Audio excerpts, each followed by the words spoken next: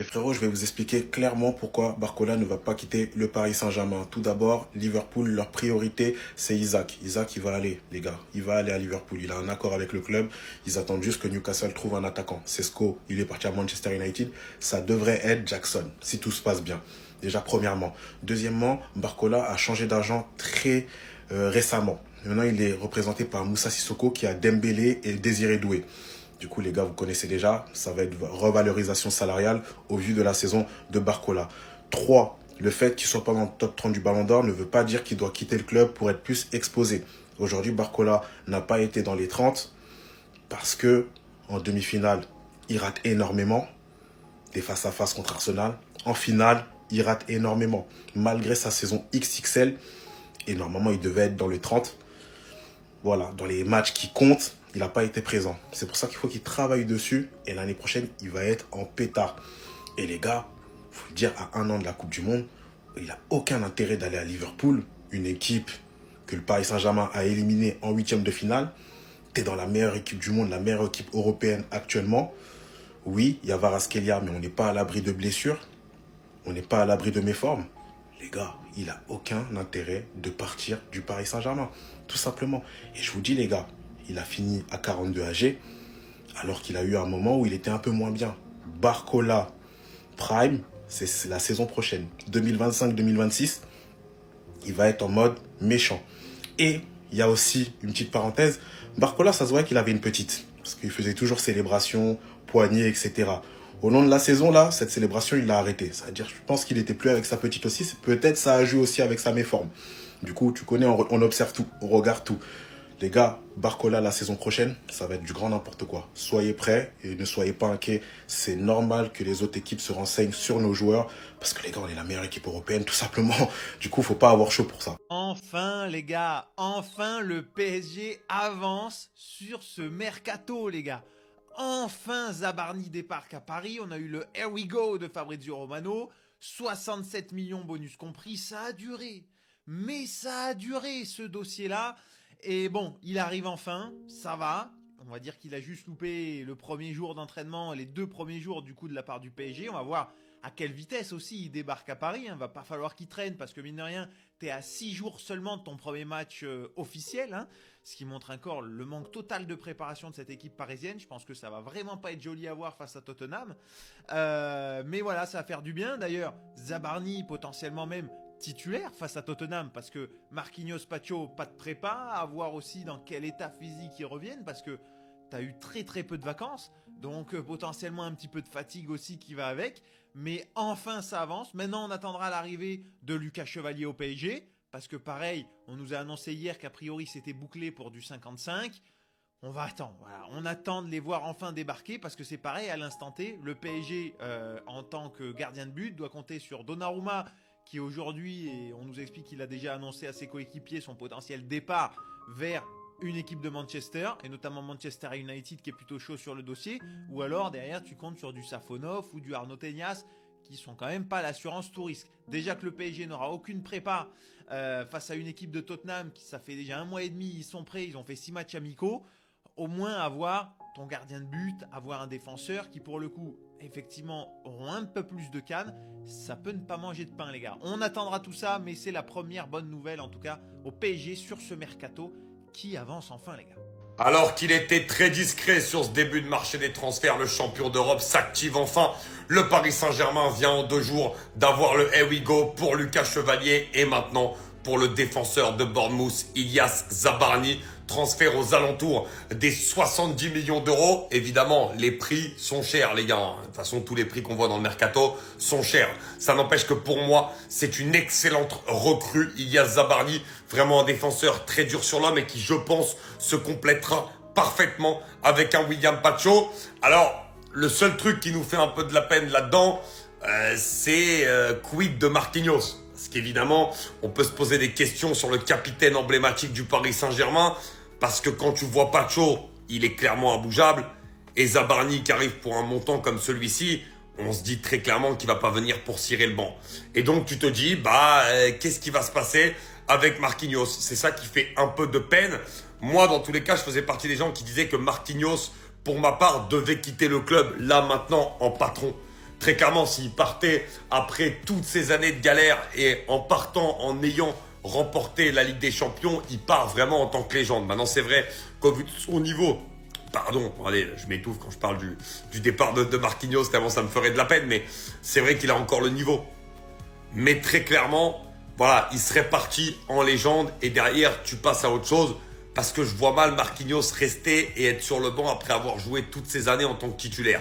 Donc je ne sais pas qu'est-ce que compte faire Luis Enrique exactement, mais Zabarni, c'est un énorme prospect, saison exceptionnelle aux côtés de Gino Chen la saison dernière dans la charnière centrale que formait Bournemouth, défenseur très dur sur l'homme avec des bonnes qualités de relance, très rapide, très efficace. Franchement, c'est un très gros coup pour le Paris Saint-Germain. Si le PSG avait remporté le mondial des clubs, ça aurait été utile de ne pas faire un strike. Les raisons des absences, mais qui a dit ça? Donc sur une finale d'un mondial des clubs dont presque tout le monde s'en bat les couilles, c'est ce qui fait qu'ils sont pas là. Et c'est ce qui fait du coup que Palmer passe devant tous ces mecs-là. Du coup, il est en train de nous dire ça. Comment tu veux que les gars, le foot, tout est foutu, hein? Comment des gens comme ça peuvent s'exprimer et choisir qui est dans la liste, etc. Mais sérieux. Vincent Garcia, journaliste France Football, Luis Figo, Capello et le jury islandais, Sevotson choisissait plus Marquinhos. Là où les journalistes français étaient plus enclins à choisir Pacho. Ah oui, mais il n'y a ni l'un ni l'autre. Donc vous êtes en train de dire, normalement les deux doivent être présents. Là, vous êtes en train de dire que ça a scindé, du coup, il n'y a ni l'un ni l'autre et c'est de la faute. Mais qu'est-ce qu'il raconte? Devapadou, la facilité aurait été de mettre l'ongeeur du PSG puis 19. Mais c'est pas la facilité, c'est la logique. En fait, je comprends pas. C'est pas la facilité, c'est le choix le plus normal en fait. C'était n'importe qui de normal aurait fait ça en fait. C'est logique. Ils ont fait une saison de malade le PSG et tous ces joueurs-là ont été performants. Donc pourquoi tu peux pas les mettre en fait? Pourquoi parler de facilité? Je comprends pas. Moi je comprends pas. Mais si on est exigeant, la charnière parisienne n'est pas le premier élément auquel on pense comme... Hein? Mais pas de chaud, mais faut regarder le foot, mais pas de chaud cette année, mais il a éteint tout. Ah ouais. Non là je peux plus les gars, la vérité je peux plus. Moi je peux plus. Non mais franchement, pas de chaud, ça fait... On était à la mi-saison, on était déjà choqués par Pacho, 3-4 mois avant la fin de saison. Moi, je faisais que dire que c'était le meilleur défenseur au monde. Tous ceux qui regardaient les matchs, tout le monde était choqué par Pacho. Comment ça? Il y a d'autres joueurs, ils nous ont choqués, mais Pacho nous a choqués. Moi, il m'a choqué, Pacho. J'en ai parlé toute la saison, carrément. Mais non, mais comment c'est possible? Théo Trouvé, journaliste France Football, le premier critère de vote est le suivant, le caractère impressionnant et décisif des performances individuelles. Oui, bah Pacho, c'était un des plus impressionnants. Oui. Mais bon. Et du coup, alors attends, le caractère impressionnant et décisif des performances individuelles, du coup, Bellingham, Palmer et tout, du coup, est-ce que vous pouvez nous expliquer pourquoi vous avez voté pour ces mecs-là, contrairement à ces joueurs-là, justement? Moi, c'est juste ça. Je voudrais qu'on me dise pourquoi lui plutôt que lui. Pourquoi? Parce qu'il a plus d'aura, parce que ceci, parce que cela. Non, mais faut arrêter le cinéma, c'est juste du foutage de gueule et terminé. 67 millions pour un remplaçant. Les gars, il y a de quoi se poser des questions. Pas au niveau du prix, au niveau de Marquinhos. Parce que moi, je pensais sincèrement que cette saison, il allait rester indiscutable. Et l'année prochaine, il allait commencer progressivement à laisser sa place à Zabarni.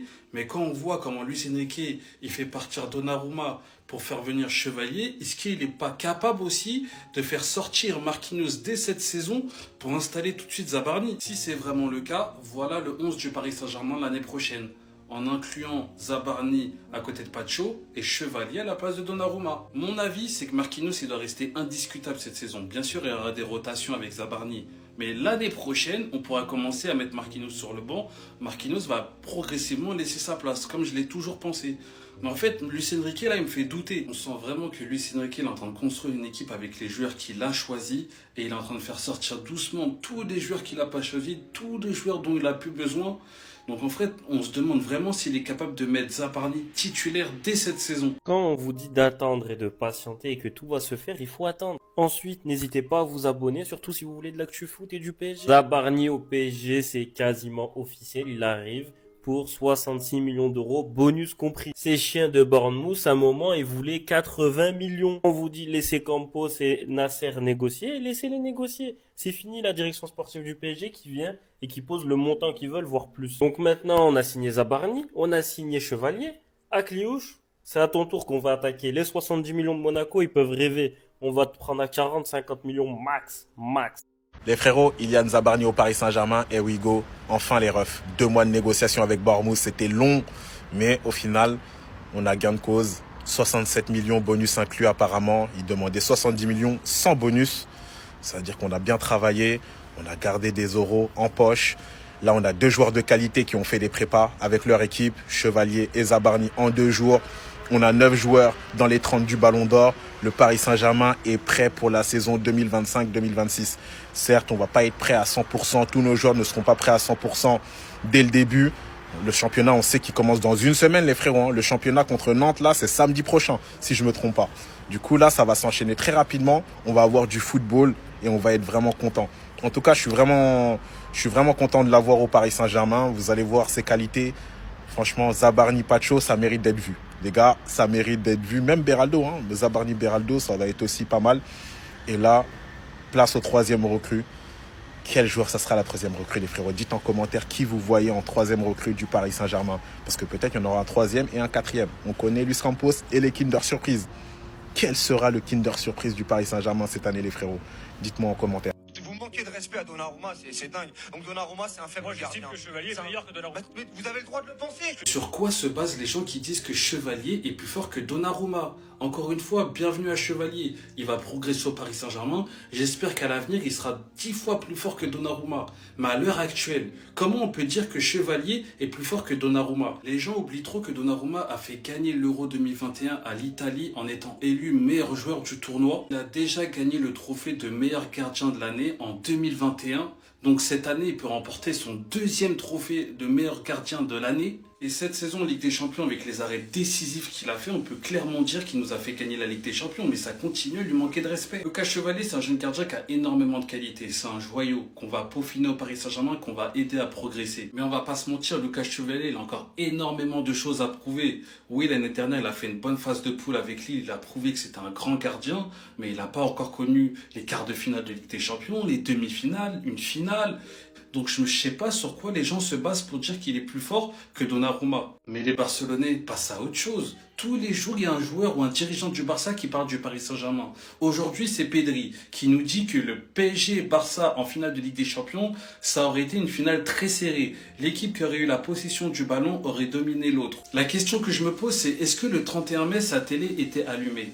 Parce que je crois qu'ils ne se rendent pas compte que l'équipe qui les a sortis, 3 semaines après, on est parti leur coller un 5-0 devant tout le monde. On a marqué l'histoire du Paris Saint-Germain et du football. Le Paris Saint-Germain marque l'histoire avec le plus grand écart en finale. Et je sais ce que les Barcelonais vont nous dire. Ouais, mais nous, on n'est pas l'Inter. Mais dites à vos joueurs et à vos dirigeants d'arrêter de parler d'une finale de Ligue des Champions que vous n'avez pas atteint depuis 10 ans. Ce match-là, oui, il était serré et l'Inter a gagné. Et pourtant, ils n'ont pas eu besoin de possession. Donc Pedri, il dit n'importe quoi. Le Barça, c'est une très très belle équipe, mais ils sont pas humbles. C'est un truc de fou de dire que si on aurait été en finale, ça aurait été une finale serrée. Alors que vous n'avez pas réussi à atteindre la finale. C'est comme si Arsenal, ils disent ouais, mais si on aurait été en finale, on aurait nous aussi tapé 5-0 l'Inter. C'est n'importe quoi.